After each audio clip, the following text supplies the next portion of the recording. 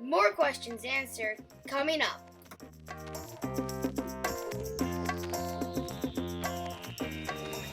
As far as people hoarding things or taking too much and kind of backstocking in their home, extra pork chops or whatever, we've studied fairly deeply 8 different farms on the East Coast in Appalachia that are doing this, and they really don't find that to be an issue.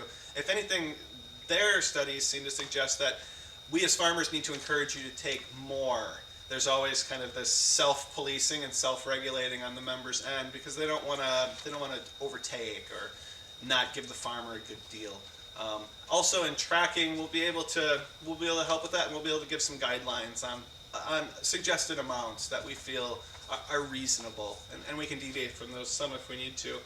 And for that last person showing up, you're obviously in any situation with the CSA share, you're always good to try to get there on the early side, but we will do our very, very best to make sure that that last person's selection levels are high, especially for the high value items that are in very high demand.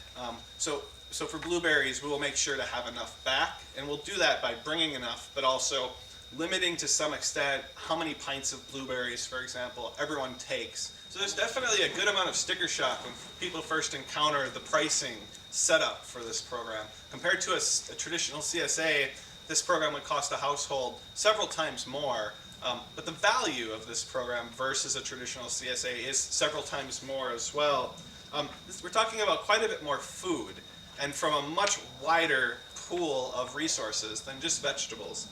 And a lot of those resources, like meat, cost quite a bit more to produce, especially organically and in a sustainable way. This is also a way to get local food that's really local. Every grocery store now wants to sell you local food, whether it's from Minnesota or Iowa or sometimes Pennsylvania. It can often be called local. When we don't raise something ourselves, we're going to be sourcing that from as local and as small scale and artisan of producers as we possibly can. That's always been a big mission of ours, and we're going to expand that. This also gives us a chance to start producing some of the things that we've been sourcing in good time as this program grows.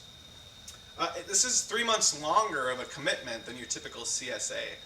You're going to get all of our early as well as all of our late season extension. Our whole asparagus crop will likely roll into this program.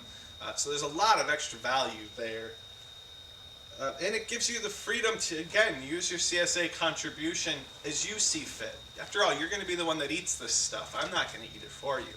So why not give you that option? But in giving you that option, there are some tricks, there's some planning, and there's a little more cost, absolutely. This program's not going to be for everybody, and it's not going to be for everybody at every time in their life. We're still going to maintain a traditional CSA share for 2017 because some of our eaters are by themselves eating, and they don't have the level of income or the level of dedication and commitment to all of these different types of foods. They may be vegetarian or vegan. So absolutely, we want to give them an opportunity too. But for the right people, we feel like this program will be a really nice fit. I hope this video has been enjoyable and, more importantly, helpful for you in learning about the new Choice program. If you have questions, do not be shy at all. Most of this information can be found at lotfotl.com, or feel free to email tim@lotfotl.com, or call me or text me at 262-951-0794. Thank you so much for watching this, and all the best this year. Happy eating.